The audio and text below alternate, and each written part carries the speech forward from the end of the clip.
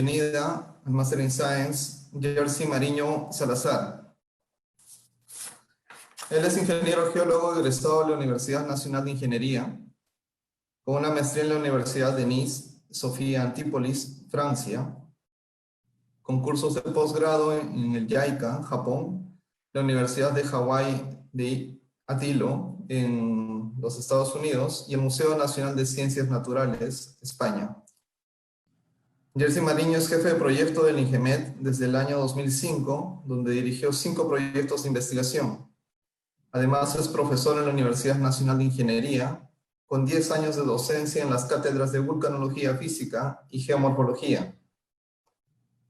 Es investigador científico nivel 3 del Registro Nacional de Investigadores del CONCITEC. Posee más de 20 años de experiencia en gestión de riesgo de desastres. Brinda asistencia técnica y asesoramiento al gobierno nacional, gobiernos locales y regionales, en gestión de riesgos y manejo de crisis volcánicas. Además, ha sido miembro de plataformas de defensa civil y gestión de riesgos en las regiones de Arequipa y Moquegua. Actualmente es miembro de la Red Nacional de Alerta Temprana, RENAT, impulsado por el INDECI. Voy a aprovechar también para comentarles que nuestro ponente, el ingeniero Jerzy Mariño, va a dictar un curso denominado Cartografía Geológica en Campos Volcánicos y que estará a disposición del público en general a fines de este mes. Para mayores detalles deben de seguirnos en nuestra página para que puedan ver cuándo inicia este curso y puedan ustedes inscribirse a este importante curso. Bueno, sin más comentarios, doy el pase al ingeniero Jerzy Mariño Salazar. Ok, buenos días a todos, colegas. Quisiera empezar agradeciendo a Geocit por la invitación. Para mí es muy grato compartir la experiencia que hemos venido adquiriendo en los últimos años en temas de gestión de riesgos de desastres, ¿no? Entonces, básicamente hablar sobre los aportes de la geología y en general de ciencias de la Tierra en la reducción del riesgo de desastres. Entonces, espero que todos me escuchen bien, que si hay algún inconveniente, por favor, a los moderadores me interrumpen en cualquier momento, si es que el audio está bajo o hay algún tipo de problema en el curso de la charla. Bien, entonces, esta charla lo he dividido en 4 partes principales. Haremos una introducción sobre la importancia de estos trabajos. También hablaremos sobre los peligros geológicos y desastres, con varios ejemplos en nuestro país. Y luego trataremos un poco más en detalle el rol de la geología en la reducción de los riesgos geológicos o en la reducción del riesgo de desastres, ¿no? Como quiera llamarse. Entonces, finalmente, algunos comentarios sobre avances que se tienen en este trabajo en nuestro país, sobre retos que nos esperan, ¿verdad? Para una efectiva reducción del riesgo de desastres.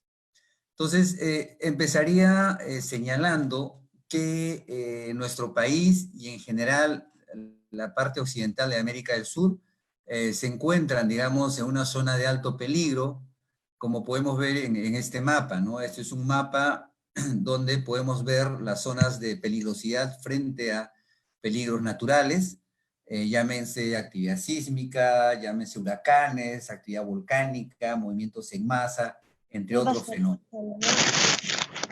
Entonces, nuestro país se encuentra, obviamente, en una zona de alto peligro, principalmente debido a la ocurrencia de procesos de movimientos en masa, actividad sísmica, ¿verdad? Actividad volcánica y también otros peligros hidrometeorológicos. Entonces, normalmente cuando ocurre un desastre, obviamente siempre el primer reporte es respecto a las víctimas mortales o a los heridos, ¿no? Entonces, como vamos a ver muchos ejemplos más adelante. Pero también hay que señalar que estos desastres tienen un impacto directo en el desarrollo de nuestra sociedad, tienen un impacto económico, y social bastante importante. Entonces, esta es una diapositiva, es una figura donde, por ejemplo, se hace un análisis sobre el impacto de los desastres respecto al Producto Bruto Interno de cada país, ¿no? Entonces, hay muchos ejemplos. Yo solamente voy a quedarme, voy a un poco ahondar en dos ejemplos. Miremos el caso de Japón. Japón es un país bastante rico, ¿ya? Entonces, en el año 1994 ocurrió el terremoto de Kobe, con destrucción de importante infraestructura en Japón, pero que se tuvieron pérdidas económicas bastante elevadas, ¿no? Pero Japón es un país que tiene un Producto Bruto Interno muy importante. Las pérdidas económicas representaron solo el 2.5% de ese Producto Bruto Interno. Entonces, estamos en un país que tiene una economía bastante sólida, tiene un sistema de gestión de riesgos bastante bien estructurado, entonces se recupera muy rápidamente de ese desastre. En cambio, tenemos Nicaragua, sufrió el impacto del huracán Mitch en el año 1998. Las pérdidas económicas que ocasionó este huracán representaron el 50% de su Producto Bruto Interno. ¿Por qué? Porque obviamente el PBI de Nicaragua es mucho menor al PBI de Japón. Entonces, el impacto económico y el impacto social, ¿no? En Nicaragua es extremadamente mayor comparado a Japón. Entonces, a partir de esta reflexión, básicamente lo que quisiera transmitir es de que en los países en vías de desarrollo como el nuestro, invertir en la gestión de riesgos de los desastres, invertir en la reducción de riesgos, es una tarea fundamental y de hecho hoy forma parte de una política del Estado peruano. Entonces, vamos a ver algunos ejemplos sobre el impacto social de estos peligros geológicos, ¿verdad? Por ejemplo, en Japón, el sismo del año 2011 produjo alrededor de 20.000 muertos y pérdidas económicas que bordearon los 300.000 millones de dólares. ¿Ah? En Chile, un sismo ocurrido el año 2010, por ejemplo, tuvo un impacto menor en cuanto a número de víctimas mortales, también afortunadamente un impacto menor en su economía, alrededor de, digamos, de 30.000 millones de dólares. Si bien las pérdidas económicas fueron 10 veces menor al de Japón, sin embargo, estas pérdidas económicas representaron el 15% de su PBI. En cambio, en Japón solo el 5%, un poco lo que estábamos hablando hace un rato, ¿no? Otro ejemplo muy reciente es el caso de Haití, un sismo de una magnitud mucho menor a los dos anteriores, de hecho fue un sismo superficial, ¿no? Generó, digamos, una destrucción importante en Haití, sobre todo en la capital, pero las víctimas mortales sobrepasaron los 300.000, un impacto bastante fuerte. Entonces, se ha hablado mucho sobre un escenario de sismo en Lima de magnitud mayor a 8. De hecho, hay instituciones especialistas, hay científicos, tanto de Perú como del extranjero, que nos han comentado a través de varias publicaciones científicas, ¿verdad?, que en Lima, por ejemplo, hay un gap sísmico importante, es decir, hay una ausencia de actividad sísmica grande hace más de 200 años. Entonces, posiblemente en un futuro cercano ocurra un sismo de magnitud mayor a 8. Frente a ese escenario, INDECI y el Banco Mundial han hecho una estimación de cuáles podrían ser las pérdidas. Por ejemplo, se estima que alrededor de 110.000 personas podrían fallecer y este sismo generaría más de 2 millones de heridos en Lima. Las pérdidas económicas serían muy superiores a 30.000 millones de dólares. Entonces, ¿y qué es 30.000 millones de dólares? Si nosotros, digamos, comparamos, por ejemplo, con la evolución de la inversión minera en los últimos años, este es un cuadro que saqué del Ministerio de Energía y Minas, entonces, un sismo de magnitud 8, ¿no? En Lima, puede generar pérdidas económicas equivalentes a casi toda la inversión minera en los últimos 5 años. ¿Ah? Entonces, es un poco para tener en cuenta, digamos, de qué estamos hablando en términos de desastre y desarrollo. Otro ejemplo, en nuestro país, en los últimos años, en las últimas décadas, hemos sido afectados por el fenómeno del Niño, y el 2017 por el Niño costero, ¿no? Entonces, he tratado de investigar algunas publicaciones, sobre todo del INDECI, de la Corporación Andina de Fomento y otras instituciones, donde se hacen ya algunas estimaciones sobre las pérdidas económicas, pero en estos fenómenos ocurridos los años 83, 97, 98 y 2017, ¿no? Estamos hablando de pérdidas económicas que superan los 10.000 millones de dólares en nuestro país, ¿no? Entonces, hoy todavía estamos planificando la reconstrucción, por ejemplo, del norte. Imagínense, han pasado casi 3 años, ¿no? Ya más de 3 años. Entonces, hay un avance bastante limitado en el proceso de reconstrucción, sobre todo en la parte norte del país. ¿Y por qué hay que reconstruir viviendas, puentes, carreteras? Porque básicamente durante los años 83 y a partir del 97, la reconstrucción no se implementó, digamos, con criterios de gestión de riesgos, ¿no? Entonces, es algo que nos está afectando hasta ahora. Entonces, acá hay algunas cifras también sobre el impacto del Niño costero del año 2017, ¿verdad? Alrededor de 600.000 afectados y más de 100.000 damnificados. Entonces, estamos hablando, por ejemplo, de viviendas afectadas, más de 10.000 viviendas, 159 puentes y alrededor de 1.900 kilómetros en autopistas. Entonces, se produjo un impacto importante en la infraestructura de nuestro país. Entonces, se habla siempre de desastres naturales. En realidad es una frase bastante inapropiada, pienso yo. En realidad los desastres no son naturales.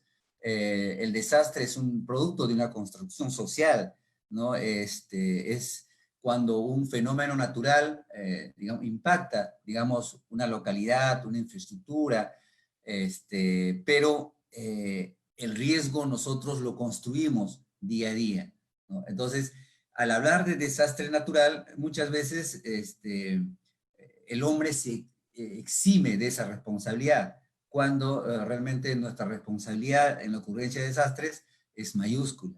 Entonces, acá, por ejemplo, para graficar ese concepto, les muestro el caso de Arequipa, ¿verdad? Una ciudad que hoy tiene más de 1 millón de habitantes, que fue creciendo en zonas cercanas al volcán Misti. Entonces acá tenemos la quebrada San Lázaro, miren, en las zonas altas de la ciudad, digamos, en las faldas del Misti, la quebrada San Lázaro tiene 100, 150 metros de ancho. De pronto entra a la ciudad y miren ahora cómo, ¿no? Tiene 10 metros, 20 metros y en algunas zonas hasta 4 metros. Entonces, obviamente, cuando ocurran lluvias intensas, cuando ocurra una nueva erupción y se emplacen lahares de gran volumen, todas estas viviendas, todas estas zonas van a ser afectadas. Entonces, acá tenemos un ejemplo clarísimo de lo que es, digamos, la construcción social del riesgo, ¿no? Entonces, los trabajos que nosotros desde el sector público venimos haciendo y también los aportes de las distintas instituciones, ¿no? Se enmarcan en lo que nosotros conocemos como nuestro Sistema Nacional de Gestión del Riesgo de Desastres. Entonces, este nuevo sistema, como saben, reemplazó al anterior, al SINADESI, ¿verdad? Entonces, en este nuevo sistema, ¿cuál es lo nuevo, digamos, el aporte más novedoso, digamos, valga la redundancia? Es que se pretende incorporar en los procesos de desarrollo, de planificación, ¿no? Criterios de gestión de riesgo de desastres. Entonces, la diferencia mayor respecto al sistema anterior es que el primer sistema, el SINADISI, estaba más enfocado hacia la atención de la emergencia, ¿no? Hacia el tema, digamos, de la emergencia misma. En cambio, en este caso, hay un enfoque un poco más integral, donde se consideran también aspectos prospectivos, ¿verdad? Entonces, básicamente, podemos nosotros decir que la gestión de riesgo de desastres es una gestión articulada, donde juegan un rol bastante importante los gobiernos locales, ¿no? Entonces, y regionales. Obviamente con participación de las instituciones científicas, con participación de entidades nacionales. Tenemos dos instituciones que son, digamos, las columnas de este sistema. Por un lado, en el tema prospectivo, el CENEPRED, y por otro lado, en el aspecto reactivo, el INDECI. Pero la mayor responsabilidad en la gestión del riesgo de desastres hoy recae en el gobierno nacional, en los gobiernos regionales y en el gobierno local. Entonces, obviamente desde el lado de la ciencia, desde el lado de la ingeniería, ¿no? Jugamos un rol importante, como vamos a ver nosotros más adelante, ¿no? Entonces, fortalecer las políticas en gestión de riesgo de desastres pasa por trabajar en 5 aspectos principales. Obviamente, prevenir el riesgo, mitigar el riesgo existente, preparar la respuesta frente a estos fenómenos naturales peligrosos, responder a eventos peligrosos y recuperar, digamos, las zonas afectadas. Esos son, digamos, los 4 trabajos fundamentales, ¿no? Entonces, transversalmente a ello hay que generar conocimiento e información, hay que planificar, hay que procurar recursos, hay que hacer un seguimiento también, una evaluación de cómo estamos trabajando y obviamente informar y educar sobre estos procesos de intervención, ¿ya? Entonces, en ese contexto, bajo esa introducción, estamos ahora hablando sobre riesgos geológicos y para ello es importante, obviamente, definir qué es un peligro geológico, ¿no? Entonces, un peligro es un fenómeno, sustancia, actividad humana o condición peligrosa que pueden ocasionar la muerte, lesiones u otros impactos a la salud y también pueden generar daños a la propiedad y pérdida en los medios de sustento de las personas, ¿no? Entonces, es una, digamos, en resumen, un peligro es un fenómeno natural que puede generar daño a las personas y a la sociedad, ¿ya? Entonces, Naciones Unidas ya definió bastante bien a través de la Estrategia Internacional para la Reducción de Riesgo de Desastres estos aspectos, y hay 3 tipos de peligros naturales, ¿no? Peligros biológicos, peligros hidrometeorológicos y peligros geológicos. Esos son los 3 tipos de peligros naturales. Actualmente estamos viviendo una crisis por la propagación del virus COVID-19, ¿no? Entonces, este virus y esta pandemia es un peligro biológico, está dentro de los peligros naturales. Y es un peligro no de ahora, sino que ha acompañado al hombre desde su propio origen. Hace poco escuchábamos reportes de la Organización Mundial de la Salud, donde, bueno, nos recuerdan pues que este tipo de pandemias afectan a toda la humanidad más o menos una vez cada siglo, ¿ya? Y bueno, nos tocó a nosotros en este año 2020. Entonces, la pandemia es un peligro biológico, tenemos otros peligros hidrometeorológicos como precipitaciones muy fuertes, inundaciones, heladas, sequías, y también tenemos los peligros geológicos. Entonces, si estamos hablando nosotros de peligros geológicos, también hay 3 tipos principales de peligros geológicos. Tenemos por movimientos en masa, peligros volcánicos y peligros sísmicos, ¿sí? Entonces, esta clasificación también ya está incorporado dentro de nuestro Sistema Nacional de Gestión de Riesgo de Desastres. Entonces, a través del manual que CENEPRED está pronto a publicar.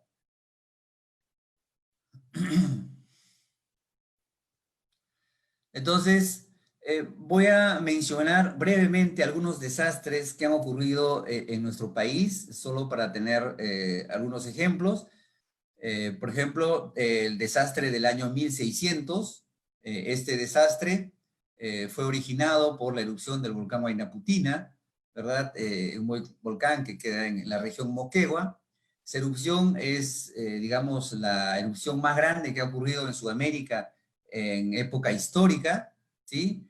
Es una de las 5 erupciones más grandes que han ocurrido en nuestro planeta en los últimos 2000 años. Entonces, hemos recibido información de que la erupción generó alrededor de 1.500 víctimas mortales y sepultó más de 17 pueblos. Esta erupción también generó un impacto en el clima global, como varias publicaciones lo muestran. Por ejemplo, en este trabajo podemos ver que el año 1601 se produjo una disminución de la temperatura, sobre todo en el hemisferio norte, de menos 1.16 grados centígrados, ¿no? Entonces, y esto estuvo asociado, obviamente, a esta erupción. Podemos ver que la erupción emplazó gran parte del sur peruano, la parte occidental, digamos, de Bolivia y la parte norte de Chile. Entonces, para comparar con otras erupciones, la erupción del volcán Tambora de 1815 es considerada la erupción más grande que el hombre ha registrado, digamos, en épocas recientes, ¿no? Sin embargo, tenemos acá, esta fue de magnitud de índice 8, la de Huayna Puttina tuvo un índice explosiva volcánica 6, ¿no? Entonces se emplazó más de 13 kilómetros cúbicos de piroclastos. Entonces, ahora hay otro desastre mayúsculo, diría yo, considerado el mayor desastre de las Américas en el siglo XX, y lastimosamente ese gran desastre ocurrió en nuestro país, ¿no? Estamos hablando del desastre del año 1970, originado por el sismo de Ancash del 31 de mayo. Hace muy pocos meses se conmemoró 50 años de este desastre. Murieron cerca de 70.000, entre 70.000 y 80.000 personas, ¿no? Gran parte, digamos, de las víctimas mortales fue originado por el colapso de las viviendas, colapso de infraestructura, ¿verdad? De escuelas, viviendas, hospitales, edificios en general. Y otra parte también importante por el aluvión, ¿verdad? Que se originó en este flanco del Huascarán y borró prácticamente del mapa Rangrailca y gran parte de Yungay. Entonces, en el pasado reciente, obviamente, hemos nosotros tenido desastres bastante importantes y esto es algo que no podemos nosotros olvidar, sino tenerlo en cuenta, sobre todo en la planificación del desarrollo. Bien, ahora vamos a entrar al siguiente tema, ¿no? Al papel que juega, digamos, la geología, en general, las geociencias, en la reducción de estos riesgos, ¿no? ¿Qué podemos hacer nosotros para reducir el riesgo de desastres desde, digamos, de las geociencias? En realidad, podemos hacer mucho, ¿no? Algunos trabajos básicos, ¿no? Son los estudios geológicos, ¿verdad? Que nos permiten conocer la actividad pasada, ¿no? Los eventos pasados, erupciones volcánicas pasadas, sismos pasados, a través del estudio de fallas activas. Por ejemplo, hoy se están generando metodologías bastante interesantes que nos permiten reconstruir eventos sísmicos en el pasado, a partir del estudio geológico, de la cartografía, por ejemplo, de depósitos, podemos también reconstruir eventos de movimientos en masa en el pasado, ¿no? Entonces, ese estudio geológico, la cartografía, trabajos de laboratorio, entre muchos otros, a nosotros nos va a dar una información muy importante sobre la frecuencia de esos eventos y también sobre la magnitud de esos eventos. A partir de esa información, obviamente se hace la evaluación de peligros y se elaboran los mapas de peligro. Entonces, los mapas de peligros están basados, obviamente, están basados o deben estar basados siempre en una base científica sólida, en estudios geológicos bastante sólidos. El otro trabajo es el monitoreo y la vigilancia multidisciplinaria. Entonces, si a partir de los mapas de peligros, nosotros podemos conocer cuáles pueden ser las zonas más susceptibles a ser afectadas por estos peligros geológicos, cuáles son las zonas de mayor peligro, ¿sí? Entonces, sin embargo, la vigilancia multidisciplinaria de estos fenómenos, lo que nos da información es sobre cuándo podrían ocurrir estos fenómenos. Entonces, otro trabajo importante en la reducción de riesgos son los sistemas de alerta temprana y obviamente el asesoramiento a las autoridades, la educación, la difusión también juegan un rol bastante importante, ¿ya?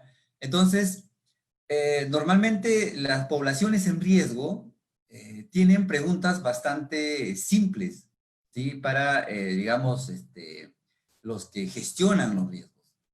Una de ellas es cuándo va a ocurrir el siguiente fenómeno peligroso, cómo va a, digamos, va a ser o cómo se va a comportar ese fenómeno, es decir, de qué magnitud será, qué tipos de peligros asociados tendrá.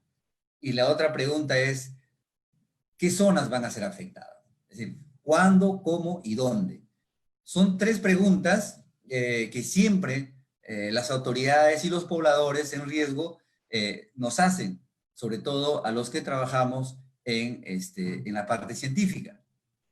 Entonces, esas preguntas, responder esas preguntas requiere de una base científica bastante sólida, ¿sí?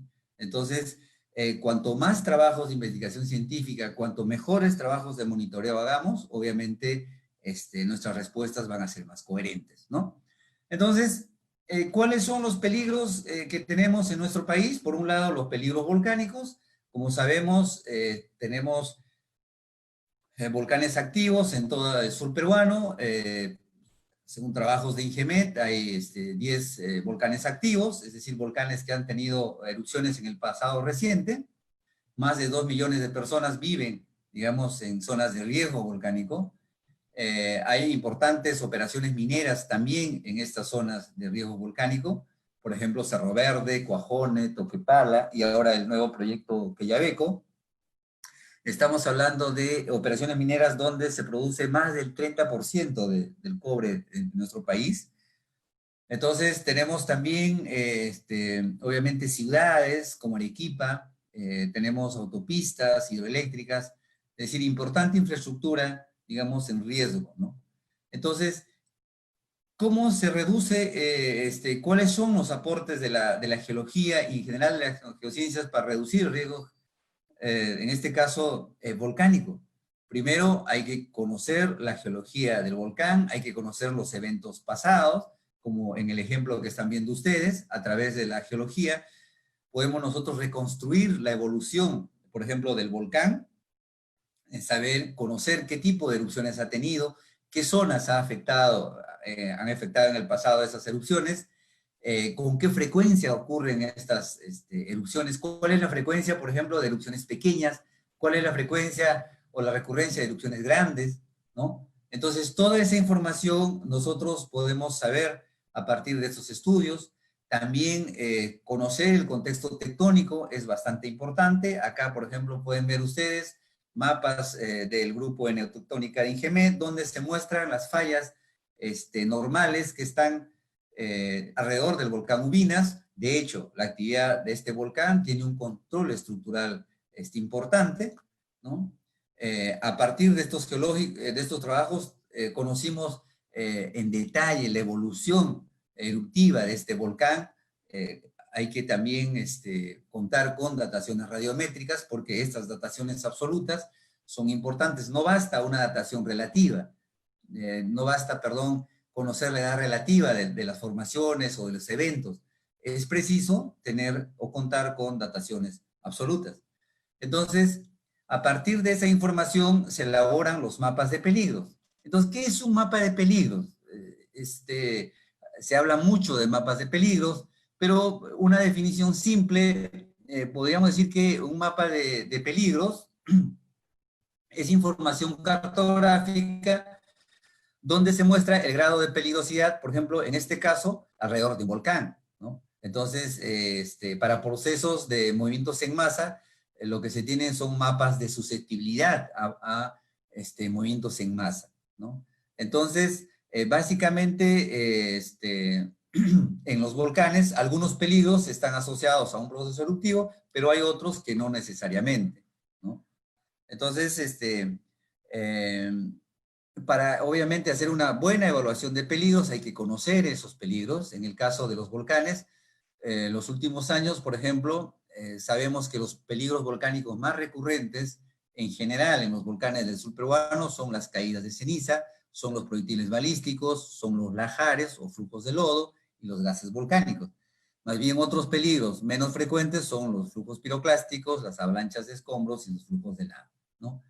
Entonces, para elaborar estos mapas de peligros, hoy se está usando bastante el modelamiento de procesos volcánicos, es decir, sobre un modelo de elevación digital de un volcán determinado, nosotros podemos simular el emplazamiento de flujos piroclásticos, simular el emplazamiento de lahares, de flujos de lava, de caídas de ceniza, ¿no? Entonces, hoy hay herramientas cada vez más fáciles incluso de acceder, ¿no? Y de usar para hacer digamos, estos modelamientos. Obviamente es una herramienta más, sin embargo, el conocimiento geológico tiene que ser siempre complementario, tiene que ser básico, es importante, ¿no?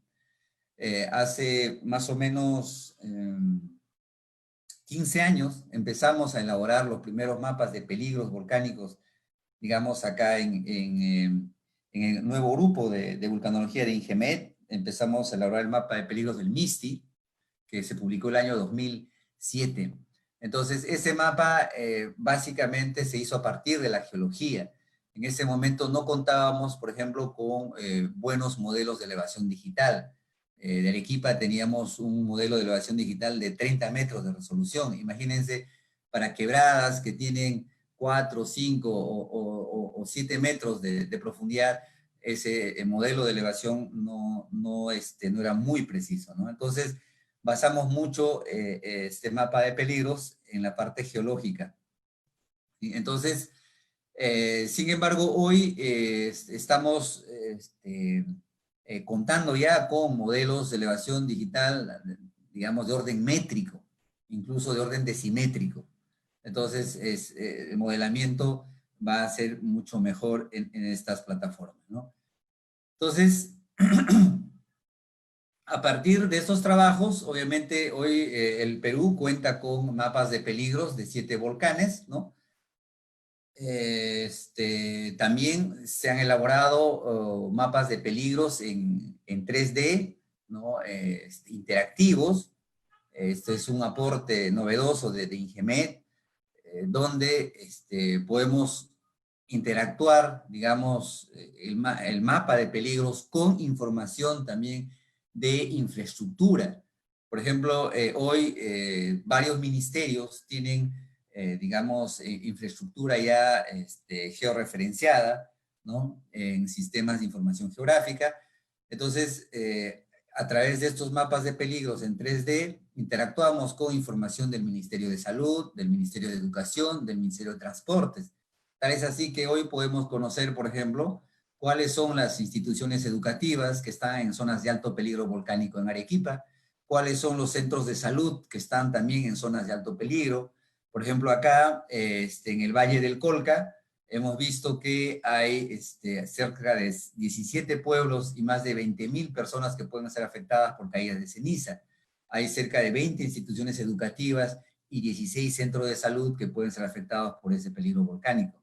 En el caso de Arequipa, alrededor de 200 instituciones educativas están en zonas de alto peligro volcánico.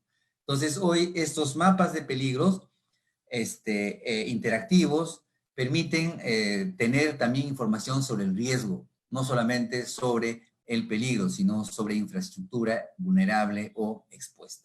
Entonces, si bien estos son los formatos tradicionales de los mapas de peligro, ¿no?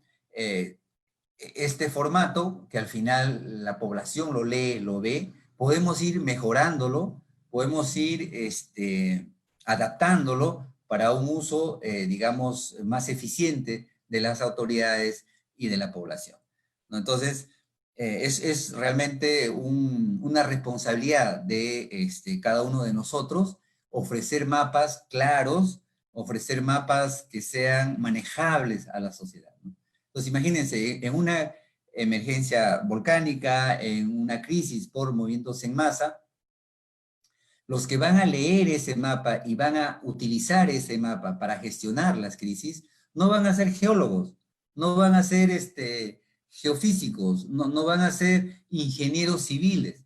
Casi la gran mayoría van a ser quizás militares o policías o autoridades que no tienen una formación en ingeniería o en geociencias. Entonces, esa información cartográfica tiene que ser bastante clara, bastante simple. Entonces, acá podemos ver también el mapa de peligros por lahares del volcán Sabancaya, por ejemplo, donde más allá de mostrar las zonas de peligrosidad, también se muestran algunas zonas críticas. Por ejemplo, puentes en la carretera más importante de esa zona que une a los pueblos del Valle del Colca. No olvidemos que esta zona es una de las zonas turísticas más importantes de nuestro país. Entonces, hay que identificar zonas críticas en esos puntos, ¿no? Entonces, respecto a los peligros por movimientos en masa, también ya hay trabajos bastante importantes. El Perú ya cuenta con un mapa de peligros de susceptibilidad a movimientos en masa, ¿verdad? También se han hecho trabajos, digamos, en zonas puntuales donde han ocurrido desastres o emergencias, ¿no? Hay cientos de informes técnicos sobre estos eventos. Se han hecho trabajos de zonificación de peligros, ¿verdad? De movimientos en masa a nivel de cuencas, a nivel de regiones también, ¿no? Por ejemplo, este es un mapa de susceptibilidad de movimientos en masa de Lima metropolitana, ¿verdad? Es importante información para la planificación. Entonces, digamos, hay un importante avance en lo que respecta al primer punto, que son los trabajos geológicos y los mapas de peligros, de estos peligros geológicos, ¿ya? Entonces, ahora hay un segundo punto que tiene que ver con el monitoreo de estos peligros, ¿no? Entonces, ¿cuál es el objetivo del monitoreo? Obviamente es, si nosotros instalamos redes de monitoreo en zonas como el Colca, por ejemplo, donde hace poco ha ocurrido un gran deslizamiento en la zona de Achoma, que ha represado el río Colca, pero años atrás han ocurrido deslizamientos grandes en Maca, en la zona del Ari, ¿no? Es una zona, digamos, muy susceptible a la ocurrencia de estos fenómenos geológicos. Entonces, instalar equipos de monitoreo en esa zona nos va a permitir a nosotros, primero, registrar o identificar fenómenos precursores, ¿no? Y segundo, obviamente, vigilar los peligros. Entonces, acá en la diapositiva ustedes pueden ver cómo, por ejemplo, se monitorean los volcanes. Obviamente, este monitoreo tiene que ser multidisciplinario. Para empezar, el monitoreo tiene que ser continuo y tiene que ser en tiempo real. Son 3 condiciones mínimas que se deben considerar en el monitoreo de los fenómenos geológicos en general. Movimientos en masa, puede ser actividad volcánica, entre otros. Entonces, bajo esos 3 principios, uno, que sean multidisciplinarios, que sea continuo y que sean en tiempo real, nosotros vamos a poder detectar fenómenos precursores y también vamos a poder conocer mejor el emplazamiento o la ocurrencia de estos peligros, ¿no? Entonces, respecto a los volcanes, hay un avance muy importante. Hay varias instituciones en el Perú que están realizando hoy estudios y vigilancia de actividad volcánica. llámese el INGEMED, llámese el IGP, el CENAMI también tiene tiene interesantes modelos de dispersión de ceniza, y ahora en los últimos años CONIDA, a través de Perusat, viene trabajando en la vigilancia satelital de los volcanes, ¿no? Entonces, hay un avance importante respecto a la vigilancia de volcanes. Acá pueden ver una red de monitoreo multidisciplinario del volcán Ubinas, por ejemplo, ¿no? Entonces, esa información de la vigilancia, por ejemplo, que ha permitido en la última erupción del año 2019, que ocurrió el 19 de julio del 2019, un mes antes, ¿no? Se detectaron, como pueden ver, este es digamos, el periodo de la erupción, 19 de julio, pero un mes antes, alrededor del 23 de junio, ¿no? Hubo un incremento en las emisiones fumarólicas, hubo un incremento en la actividad sísmica, hubo un incremento en las emisiones del gas volcánico SO2, ¿no? Entonces, a partir de la comparación de varios parámetros, uno puede detectar esos signos precursores, ¿no? Entonces, no olvidemos que la vigilancia tiene que ser multidisciplinaria, continua y en tiempo real. Otro punto importante es, digamos, la participación de la geología, de las ciencias de la Tierra, en la implementación de los sistemas de alerta temprana, ¿no? Entonces, ¿qué es un sistema de alerta temprana? Es un conjunto de capacidades para generar y difundir información de alerta oportuna con el fin de que la sociedad amenazada por un determinado peligro se prepare y responda de manera eficiente, de manera oportuna, ¿verdad? Y para de esa manera reducir, digamos, el riesgo o reducir las pérdidas o los daños, ¿sí? Entonces, hoy sabemos que un sistema de alerta temprana debe tener necesariamente 4 componentes, ¿no? Por un lado, el conocimiento del riesgo, ¿no? A partir de los mapas de peligros, a partir de los estudios geológicos. Luego viene el análisis de la vulnerabilidad y a partir de esa información tenemos el conocimiento del riesgo, ¿no? El segundo componente es el monitoreo, ¿no? Y el pronóstico de las amenazas o los peligros. El tercer componente es la difusión de las alertas, ¿no? Si la difusión se hace a través de altavoces, de sirenas, a través de celular, a través de teléfonos fijos, a través de radio, de televisión, etcétera, etcétera, ¿no? Y finalmente, las capacidades locales para responder a esa alerta, a esa emergencia, ¿no? Entonces, si cualquiera de esas componentes falla, el sistema falla. Hoy hay un error bastante grande. Para muchos científicos, implementar un sistema de alerta temprana es básicamente implementar trabajos de monitoreo y emitir la alerta a las autoridades correspondientes. Por otro lado, para más bien instituciones que trabajan más en preparación y respuesta, la alerta temprana significa instalar altavoces, micrófonos y digamos, preparar a la sociedad con simulacros para hacer frente a esa emergencia. Entonces, hay enfoques bastante parciales, ¿no? Sobre este tema. Pero hoy el INDECI está, digamos, liderando un proceso, está liderando, digamos, el sistema de alerta temprana a nivel nacional, ¿verdad? Entonces, estamos trabajando junto con INDES y muchas instituciones en la implementación de sistemas de alerta temprana pilotos, ¿no? Para sismos, para volcanes, para movimientos en masa, para aludes, para lluvias intensas, entre otros fenómenos. Entonces, se está recalcando que obviamente estos sistemas tengan estos 4 componentes necesariamente, ¿no? Entonces, hay otro aspecto que es también vital mencionar. Normalmente, cada uno de nosotros estudiamos, por ejemplo, desde los geólogos, desde una perspectiva, los geofísicos, los geoquímicos, ¿no? Los electrónicos, etcétera. Todos, digamos, estudiamos de manera un poco separada estos peligros, estos fenómenos. pero en realidad muchos de estos peligros naturales ocurren de manera simultánea.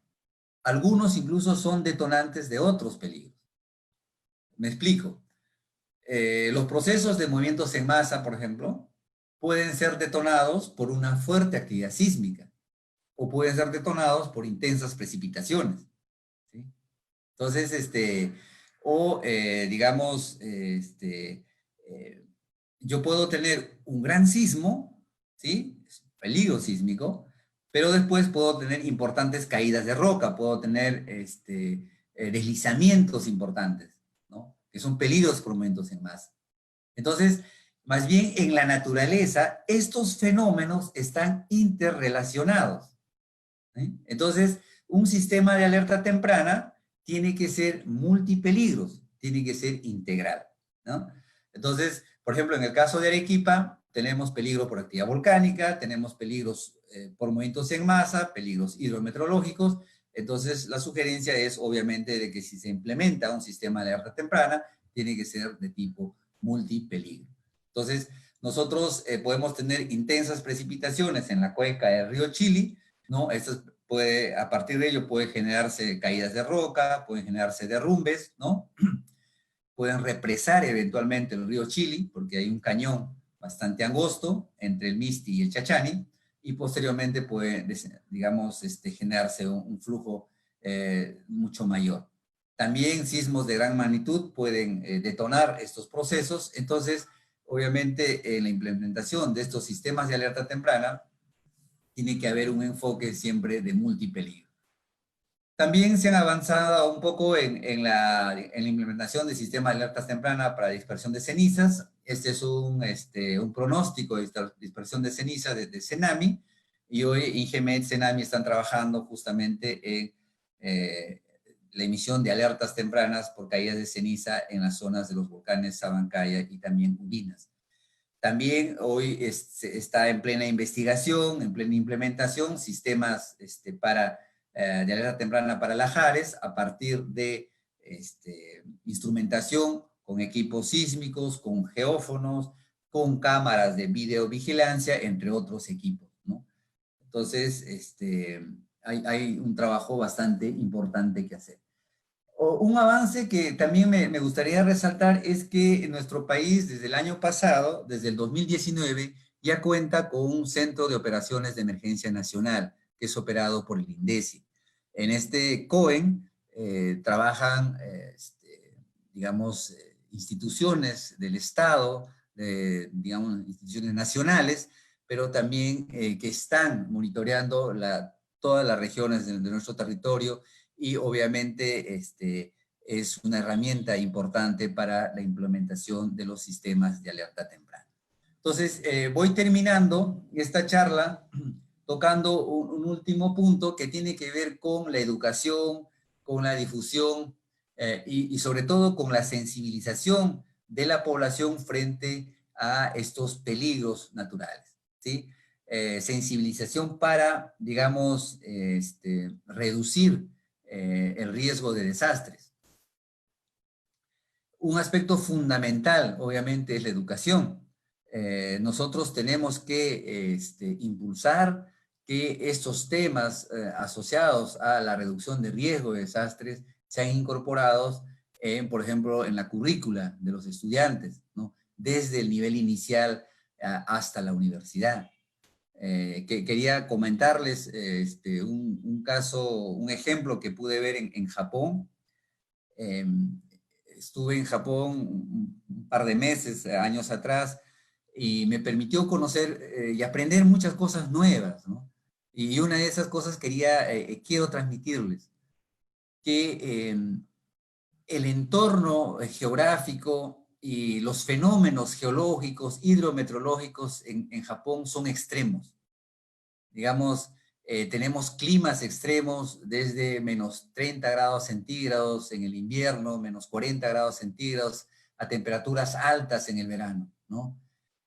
Hay fenómenos, hay tifones, por ejemplo, muy frecuentemente, hay erupciones volcánicas todos los años, sismos importantes todos los años, y sobre todo intensas precipitaciones y procesos de movimientos en masa todos los días, ¿no? Entonces, el medio en Japón es totalmente hostil, diría yo, para la supervivencia humana. Pero ¿cómo es? El hombre ha sabido adaptarse a ese entorno, ¿no? Y a lo largo de cientos, incluso miles de años, han ido generando capacidades, han ido capacidades, digamos, a nivel de organización comunal, a nivel educativo, en todos los niveles. Entonces, Japón tiene en cuenta, digamos, la gestión de riesgo de desastres en todos sus procesos, en temas educativos, en temas de planificación, en temas de ordenamiento territorial, digamos, los medios de comunicación, cuando ocurre un gran sismo, una erupción volcánica, están transmitiendo estos eventos, están informando a la población. Entonces, los estudiantes desde muy pequeños, ¿no? Aprenden sobre estos temas, aprenden cómo impacta un volcán, cómo impacta un proceso, un deslizamiento, qué genera un sismo, qué hacer frente a un sismo. ¿Ah? Entonces, y eso falta acá en nuestro país, incorporar, digamos, sobre todo en la educación, los temas de gestión de riesgo de desastres. Yo creo que el día en que nuestros estudiantes, desde el nido, desde el jardín, conozcan estos temas, estaremos nosotros construyendo realmente una sociedad más segura, una sociedad más resiliente frente a estos fenómenos. Entonces, para terminar, algunos comentarios. Básicamente, como ya se ha mencionado, la geología y en general las ciencias de la Tierra juegan un rol muy importante en la reducción de los riesgos geológicos, de los riesgos en general, pero particularmente en los riesgos geológicos. El estudio y monitoreo de estos peligros debe ser siempre multidisciplinario.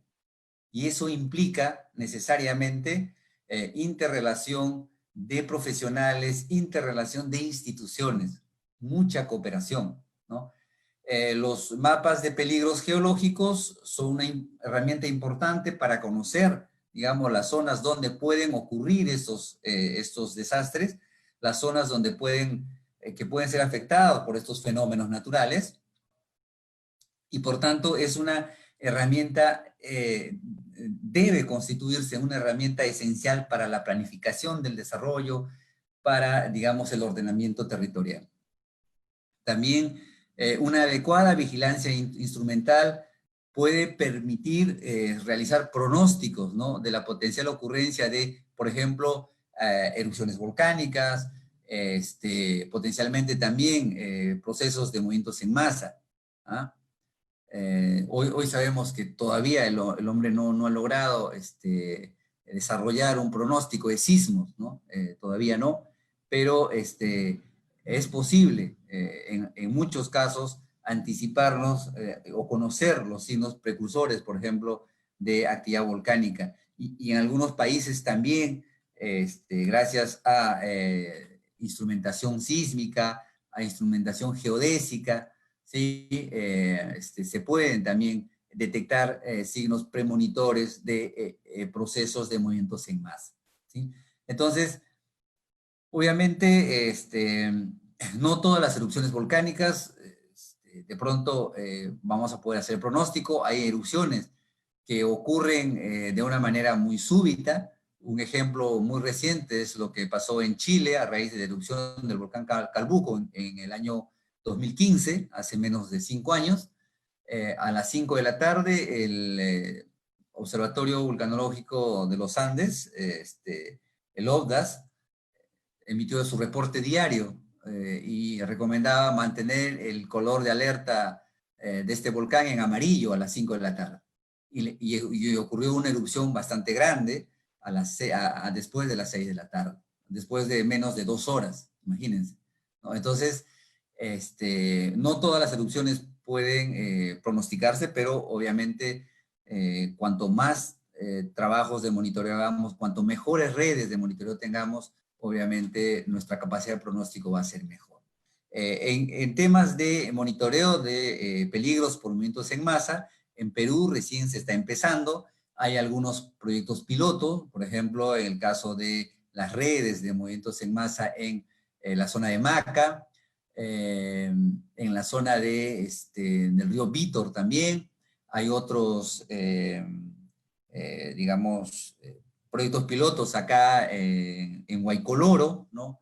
Muy cerca, acá en Lima, operados por varias instituciones, pero obviamente pienso que se deben identificar zonas donde estos procesos pueden afectar infraestructura, ciudades, y donde se pueden implementar sistemas de monitoreo. Hay una tarea bastante grande por delante, ¿no?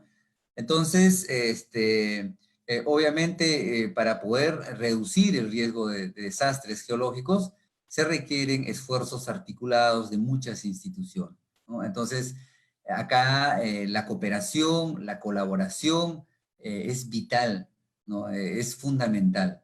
Entonces, solo con una cooperación estrecha, solo con esfuerzos articulados, yo creo que vamos a tener nosotros herramientas efectivas de reducción de riesgo, ¿no?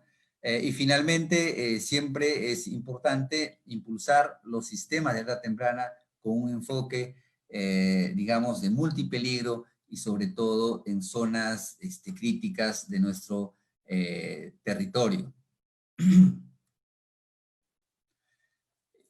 Finalmente, una pregunta que siempre nos hacemos es, ¿puede el desarrollo, digamos, reducir el riesgo de desastres? Es una pregunta que requiere bastante reflexión, ¿no? De todos nosotros, ¿no? Es posible, digamos, tener desarrollo y también reducción de riesgo de desastres, solo si se incorporan esos criterios, ¿no? De sostenibilidad, de seguridad en el desarrollo, ¿no? Básicamente en relación al uso y la ocupación del territorio, ¿ok? Entonces, esto implica, obviamente, considerar el ambiente como un espacio de interrelación de doble vía. Por un lado, ofertas y por otro lado, restricciones, ¿no?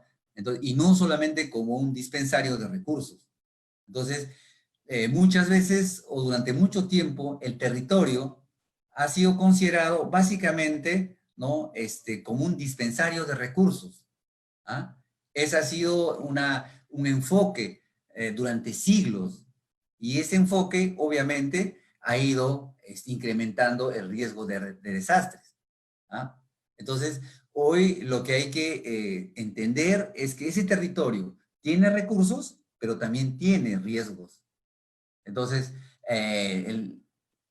hay que tener un enfoque integral, digamos, siempre, para, obviamente, lograr una efectiva reducción de riesgos, ¿no? Entonces, también hay un nivel de riesgo aceptable, es decir, todas las zonas donde vivimos pueden ser afectados por uno o más fenómenos naturales peligrosos. Entonces, digamos, es imposible estar en algún lugar de nuestro planeta Tierra donde el riesgo de que ocurra, digamos, un fenómeno natural peligroso sea cero. Eso es imposible. Entonces, acá, digamos, hay que establecer claramente el nivel del riesgo aceptable, ¿no? Y ese nivel del riesgo aceptable tiene que ver mucho con la planificación, tiene que ver mucho con la toma de decisiones, tiene que ver mucho con, digamos, el conocimiento científico también y el nivel de monitoreo que se tenga. ¿Ah? Entonces, son aspectos que hay que verlo desde una óptica bastante integral. Entonces, yo voy terminando la charla mostrándoles esta foto que grafica bastante lo que ocurre en nuestro país. Uno de los peligros más recurrentes son los procesos de movimientos en masa, ¿verdad? Entonces, son las inundaciones también, obviamente. Entonces, lo que ocurrió en Lima a raíz del fenómeno del Niño costero, cientos o miles de familias quedaron prácticamente sin vivienda, sin infraestructura, ¿no? Como podemos ver en esta fotografía. Entonces, termino animando a muchos jóvenes que están viendo estas charlas, posiblemente muchos estudiantes, decirles que en nuestro país hay mucho trabajo por hacer en geología y en general en ciencias de la Tierra para la reducción del riesgo de desastres. Hay, yo diría, un mundo por descubrir en realidad en estos temas. Normalmente los estudiantes de geología y los estudiantes de ciencias de la Tierra casi siempre enfocan, ¿no? Su aplicación profesional a temas de, digamos, explotación o aprovechamiento de recursos naturales, ya sea gas, petróleo, carbón, minería, entre otros, ¿no? Pero hoy estas ciencias naturales tienen una enorme aplicación en la reducción del riesgo, en la planificación urbana, en lo, digamos, en general, en la prevención. Entonces, hay un mundo por descubrir, hay mucho por aportar y bueno, nuevamente agradecer a Geocid por esta oportunidad de comentarles, transmitirles algunas experiencias. No sé, quedo al tanto del moderador, quizás hayan algunas preguntas. Gracias. Muy bien, ingeniero Jersey, muchas gracias por su presentación, en realidad muy ilustrativa y bueno, resaltando un tema de prioridad nacional que es el tema de gestión de riesgo de desastres.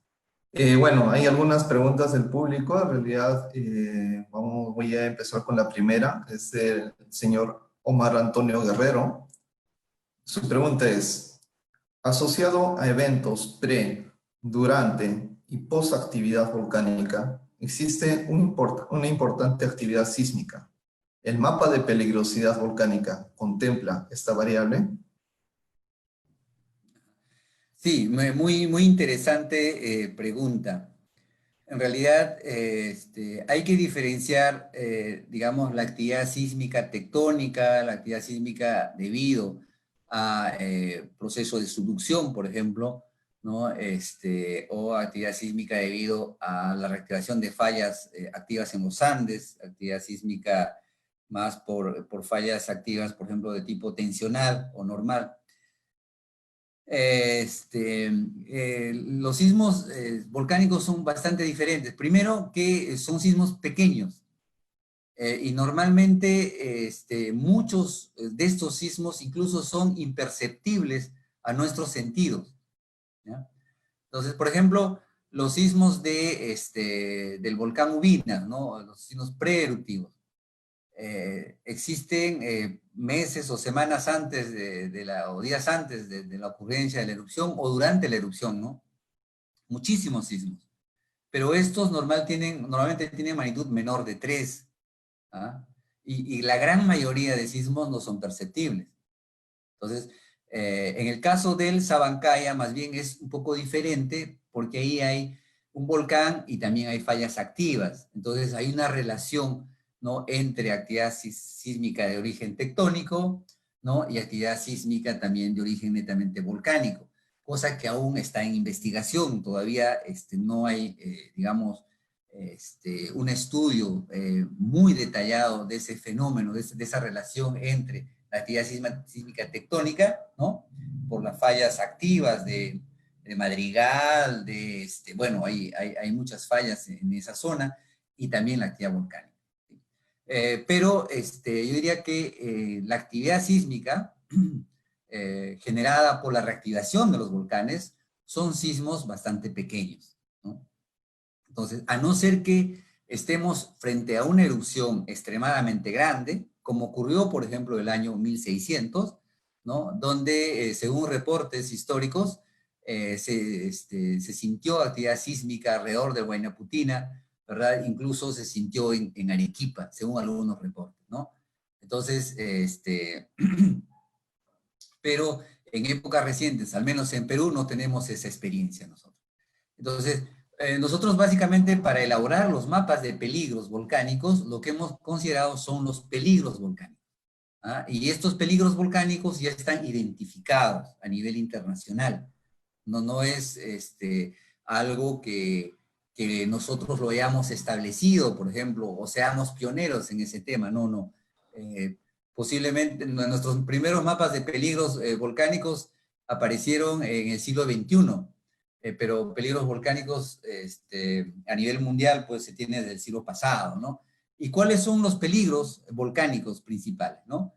Caídas de ceniza, lajares, flujos piroclásticos, avalanchas de escombros, flujos de lava y gases volcánicos. Esos son los peligros volcánicos que conocemos, y la zonificación de peligros se ha hecho en base a todos esos peligros, a excepción de peligros por emplazamiento de gases volcánicos. Entonces, todos los demás sí están considerados dentro de los mapas de peligros volcánicos.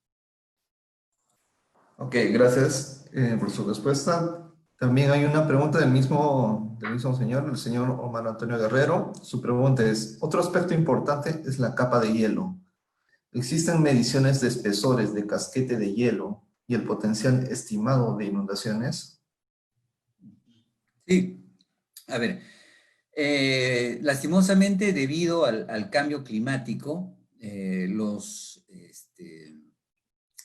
la cobertura de hielo, sobre todo en esta zona tropical, ¿no? Es cada vez menor. Hoy, por ejemplo, dentro de los volcanes activos como el Ubinas, el Sabancaya, el Misti, prácticamente ya no hay cobertura glaciar. Prácticamente han desaparecido. Salvo en algunas épocas del año, ¿no? Hay hielo, pero desaparece, ¿no? En cuanto sale el sol, muy rápidamente. El único volcán que aún tiene una cobertura glaciar importante, el volcán activo me refiero, es el Coropuna, ¿no? Y actualmente estamos nosotros elaborando el mapa de peligros del volcán Coropuna. Hemos hecho estudios también para conocer el volumen, digamos, del casquete glaciar. Es más, hace 2 años sacamos una publicación científica donde se analizó el retroceso glaciar en el Coropuna en los últimos 50 años aproximadamente.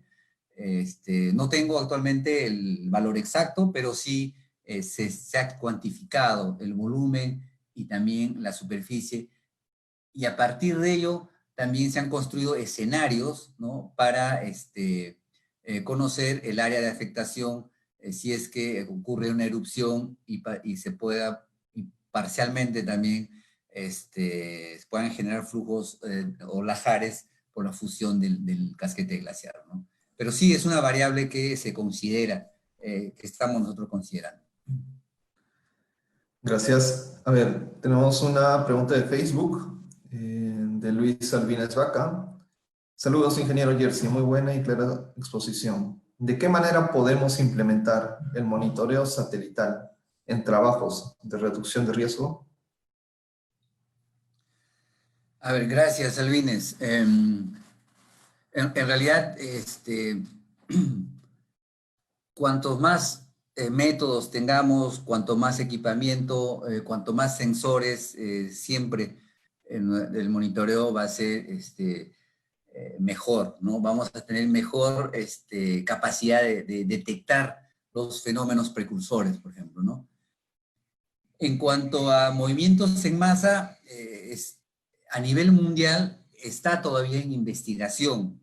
Obviamente en Estados Unidos, en Europa han avanzado un poco más en el monitoreo de movimientos en masa. Ahí, digamos, la instrumentación sísmica, geodésica, tiene un rol bastante importante. En nuestro país hemos empezado y yo creo que ese esfuerzo tiene que continuar. Hay un nivel primero de investigación, ¿no? Y luego, a partir de ello, recién, obviamente, se puede implementar en otras zonas piloto. A nivel satelital, la desventaja es de que, digamos, las fotografías o las imágenes de satélite se toman con una periodicidad y muchas veces son cada 24 horas, cada 48 horas, cada semana. Entonces no es continuo, por ejemplo, ¿no? No es continuo. Pero a pesar de ello, por ejemplo, en zonas como el Colca, si nosotros tenemos imágenes satelitales, por ejemplo, imágenes de radar cada 30 días o cada semana, podemos nosotros analizar esas imágenes, podemos hacer interferometría de radar, este método INSAR, y a partir de esa técnica se puede ir viendo, conociendo las zonas de mayor deformación, de mayor movimiento, ¿no? Entonces es posible eso, ¿no? Entonces, sí, puede ayudarnos dependiendo la técnica, ¿no? Dependiendo también del satélite. Hoy, Perú ya cuenta con un satélite que es el PeruSat, pero no solamente eso, sino que a partir de la implementación de PeruSat, Perú tiene un convenio de cooperación con Francia, entonces, lo cual nos permite acceder a imágenes de satélites franceses, básicamente del Pléiades y también del Spot, del satélite Spot. Entonces, ahora, en el caso del MISTI, por ejemplo, acabamos de recibir imágenes actualizadas, captadas por el satélite Pléiades en mayo, junio y julio. CONIDA acaba también de comprometer el monitoreo satelital del Ubinas y del Sabancaya para un poco conocer los cambios morfológicos en ese volcán, ¿no? Entonces sí, es una herramienta importante. Algo que me estaba olvidando, también existe digamos, esta red de satélites Mirova, implementado por los europeos, especialmente por Italia, que permite conocer anomalías térmicas a nivel de todo el planeta. Entonces, gracias a ese monitoreo satelital, hoy se pueden conocer zonas donde hay incendios, por ejemplo, ¿no? Zonas, pero también zonas donde hay actividad volcánica, hay emplazamiento de domos, de lava, entre otros, ¿no? Entonces, sí hay hoy cada vez más satélites, cada vez más imágenes de alta resolución, ¿no? Que pueden ser aplicados en el monitoreo y en general en la gestión de riesgos. Muchas gracias. Hay una pregunta de Jan Marquina. ¿Qué medidas podrían tomarse para deslizamiento por activación de fallas? A ver, ¿qué medidas podría tomarse para deslizamientos por reactivación de fallas? Bueno, en principio, cuando se produce una reactivación de fallas, lo que estamos es frente a un sismo, ¿no? Eso es así. Obviamente, dependiendo de la magnitud de ese sismo, ¿no? Puede ser un detonante de procesos de movimientos en masa. Empezaremos explicando eso, ¿no? Durante un proceso sísmico, que básicamente es la rotura de una porción de la corteza terrestre, ¿no? Entonces, si son sismos relativamente pequeños, ese proceso de ruptura también es pequeño, ¿no? Obviamente, si estamos hablando de sismos de magnitud 7.5 o 8, ¿no? La zona de ruptura es mucho más grande, ¿no? Entonces, en el sismo de Arequipa del 2001, la zona de ruptura empezó en Ocoña y se prolongó hasta Hilo, casi hasta Tacna. Estamos hablando de una zona de ruptura de casi 300 kilómetros, ¿no? Para un sismo alrededor de 8, no tengo ahorita el valor exacto, pero alrededor de 8, de magnitud 8. Para sismos de magnitud 6 o 7 estamos hablando de zonas de ruptura quizás de 200, 300 kilómetros. Y así, bueno, va disminuyendo, ¿no? Entonces, obviamente, estos sismos pueden ser detonantes de procesos de movimientos en masa.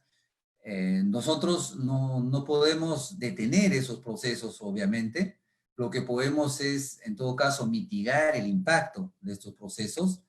Por ejemplo, existe una tala indiscriminada en todos los Andes y en la selva también. Reforestar laderas es una muy buena medida para estabilizar taludes. Los incas, incluso antes de los incas, ¿no? La cultura wari. Hoy sabemos que los andenes, por ejemplo, que magníficamente se exponen en casi todo el sur peruano, ¿no? En el Cusco, en Ayacucho, en Arequipa, en Puno, fueron desarrollados desde la cultura wari. Son una medida muy, muy buena para estabilizar taludes, ¿no? En los diques de contención también. Entonces, si uno quiere evitar o, digamos, estabilizar taludes, hay una serie de medidas estructurales. Pero eso, es decir, implementar medidas de mitigación estructural requiere inversión del Estado. ¿Ah? Requiere inversión a veces para zonas pequeñas, inversión local, para zonas un poco más grandes, inversión a nivel ya de regiones, pero también obviamente si uno quiere implementar una mitigación estructural a gran escala, sí se requiere la intervención nacional, ¿no? En Japón hay una tecnología muy interesante para estabilizar taludes, para, por ejemplo, detener incluso, en parte, mitigar el impacto de los huaicos o los flujos de lodo, flujos de detritos, como quieran llamarle, debris flow, ¿no? Entonces, que son la tecnología conocida como SABO, ¿no? Que que son infraestructuras de acero bastante resistentes, diques de concreto, que, digamos, implementados en una cuenca o en una subcuenca, puede mitigar el impacto de estos fenómenos de movimientos en masa, pero sí requiere una inversión bastante importante. Yo tuve la oportunidad de conocer una infraestructura SAO, ¿sí? Que costó más de 100 millones de dólares, ¿no? Imagínense, ¿no? Entonces, la mitigación estructural cuesta, pero obviamente los beneficios para la sociedad siempre van a ser mejores, ¿no? Está bien, muchas gracias. Hay una pregunta del señor Jeffrey Segarra López. ¿Cada cuánto tiempo se actualiza un mapa de riesgos? Y si necesitamos una mejora, ¿cuáles son los pasos a seguir? Sí, es una pregunta muy, muy interesante. En realidad, bueno, nosotros, yo trabajo en una entidad pública, que es Ingemed, pero en general las entidades públicas y las entidades de investigación científicas o técnicas, lo que elaboramos son mapas de peligro, ¿sí? Entonces, a partir de esos mapas de peligros, los gobiernos locales, con el asesoramiento de CENEPRED, pueden elaborar los mapas de riesgo, ¿ya? Entonces, un mapa de riesgo es totalmente diferente, se requiere más información, mucha información de vulnerabilidad estructural, sobre todo, información de costos, ¿no? Entonces, es un trabajo que escapa incluso digamos, al alcance de las geociencias, porque hay que trabajar ahí con ingenieros civiles, economistas, arquitectos, etcétera, etcétera. Pero respecto a los mapas de peligros, ¿con qué tiempo se pueden actualizar? Dependiendo, por ejemplo, en el caso de los volcanes, mapas de peligros para volcanes se pueden actualizar bajo algunas circunstancias especiales. Uno, si hay nuevas técnicas, nuevas herramientas y nuevo conocimiento científico del volcán. Si yo he hecho un mapa de peligros hace 10 años, y en esos 10 años hay nuevas investigaciones que me permiten conocer mejor, digamos, la actividad eruptiva pasada. En estos 10 años se han generado mejores herramientas para elaborar mapas de peligros, entonces yo podría, digamos, decidir elaborar un nuevo mapa de peligros. De hecho, eso es lo que está pasando ahora con el MISTI, ¿no? Vamos a elaborar una segunda versión del mapa de peligros. Pero también, si de pronto en un volcán ha ocurrido una erupción y esta erupción ha modificado la geografía de la zona, ¿no? Entonces hay modificaciones en la geomorfología, en los valles, en las quebradas, en los flancos del volcán. Entonces, obviamente tiene que actualizarse el mapa de peligros, porque obviamente hay una nueva red hidrográfica, hay nuevos rasgos geomorfológicos, etcétera, etcétera. Entonces, en el caso de los volcanes, bajo esas dos consideraciones se puede actualizar o se debe actualizar los mapas de peligro. Y yo entiendo que algo similar sucede también en los mapas de peligros por movimientos en masa o mapas de susceptibilidad a movimientos en masa. De pronto podemos hacer un mapa de susceptibilidad en una subcuenca, ¿verdad? Imagínense hacer un mapa de susceptibilidad en la cuenca en la subcuenca de Pedregal, por ejemplo, acá en Chosica. ¿Sí? De pronto viene el niño o el niño costero, genera intensas precipitaciones, se generan muchos huaicos, entonces el drenaje, su morfología de la zona cambia. Entonces el mapa que hemos publicado hoy quizás ya no sea el más adecuado dentro de un año, ¿no? Entonces hay que modificar ese mapa. Ahora, respecto a los mapas de peligro sísmico, bueno, más bien le denominan a los mapas de microzonificación sísmica. Yo entiendo que hay mapas a escala pequeña, por ejemplo, para Lima, hay para Arequipa, para algunos distritos, pero en nuestro país, sobre todo las ciudades más importantes de nuestro país, adolecen de la microzonificación sísmica. Y esa es una tarea que olvidé mencionar, es una tarea bastante pendiente.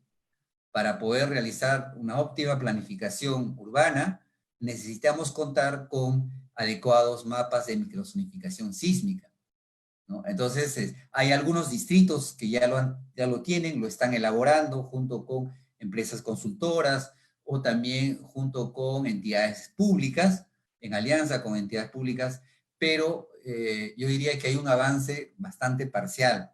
Nuestro país necesita de estos mapas es una tarea pendiente de las instituciones competentes, ¿no? Muchas gracias, ingeniero Jersey. Voy a leer una última pregunta, en realidad por temas de tiempo, porque todavía hay algunas otras preguntas. A ver, la pregunta dice lo siguiente.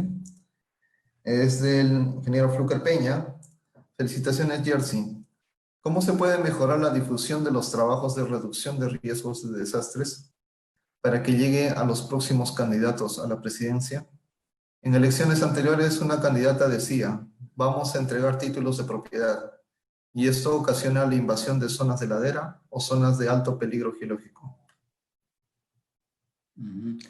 ¿Qué tal, Fluker? Un gusto leerte. Sí, ese es un tema bastante preocupante. Lastimosamente, en nuestro país, el crecimiento de las ciudades es un crecimiento un poco desordenado, un poco caótico, a diferencia de ciudades, por ejemplo, en Europa, en Estados Unidos o en Colombia mismo, o en Chile, ¿no? Donde hay una planificación mucho más adecuada para el crecimiento de las ciudades, ¿no? Pero por otro lado, también existen hoy organizaciones bien estructuradas para la venta y el tráfico de terrenos. ¿Ah? A tal punto que en Arequipa, por citar un ejemplo, la Policía Nacional ha creado una unidad especial, ¿no?, para el tráfico de terrenos. Imagínense, para ver hasta qué punto llega esto. Y son organizaciones que mueven mucho dinero, tienen un poder económico importante, ¿ya? Y tienen poder político. Es decir, ellos lo primero que hacen es contactarse con los candidatos y ver, a ver, ¿qué candidato me va a dar mi título de propiedad? ¿Qué candidato me ofrece instalarme luz, instalarme agua? Y muchas veces esos terrenos están en zonas de alto peligro.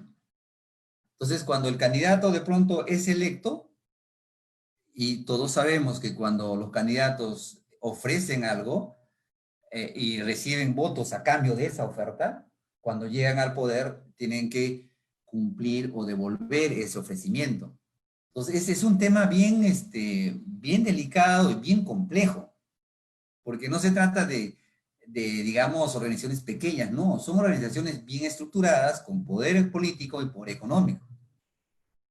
Entonces, acá hay digamos, un trabajo importante por hacer. Pienso que las instituciones técnicas y científicas tienen que implementar políticas de educación, de difusión más agresivas, ¿no? Con mayor presupuesto, con más personal, obviamente, para que esta información llegue a la población, llegue a las autoridades y sobre todo esta información que generamos pueda sensibilizar a la sociedad. ¿Ah? O sea, de nada vale que nosotros hagamos los mapas de peligros, nosotros estudiemos estos fenómenos, cuando al final otras personas van y ocupan zonas de alto peligro, ¿no? Entonces, esta información tiene que salir, digamos, de un poco, ¿cómo podría decir? De este contexto normalmente geocientífico o de investigación, de este círculo en el cual nosotros siempre nos movemos y donde compartimos y discutimos este tipo de datos. Tiene que salir de este círculo y tiene que llegar, digamos, a la población común y corriente, digamos, a la población en general. ¿Ah?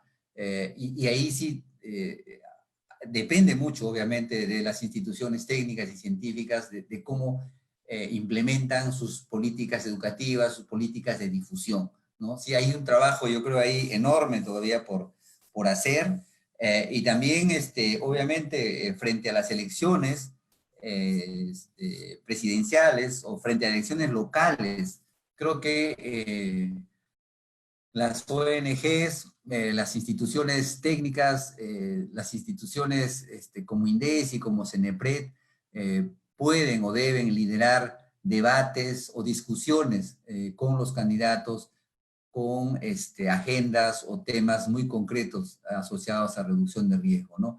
Pues yo creo que ojalá en las siguientes elecciones podamos implementar junto con la sociedad civil, junto con las entidades científicas y otras entidades, digamos, que trabajan en la reducción de riesgos, espacios de debate, de discusión con los candidatos. Eso sería muy, muy bueno, ¿no?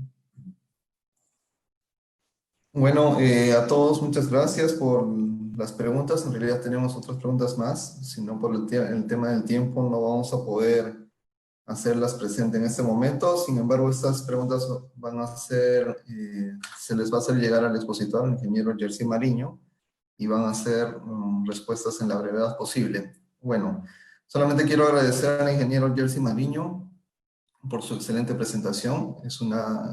Realmente un tema de interés nacional.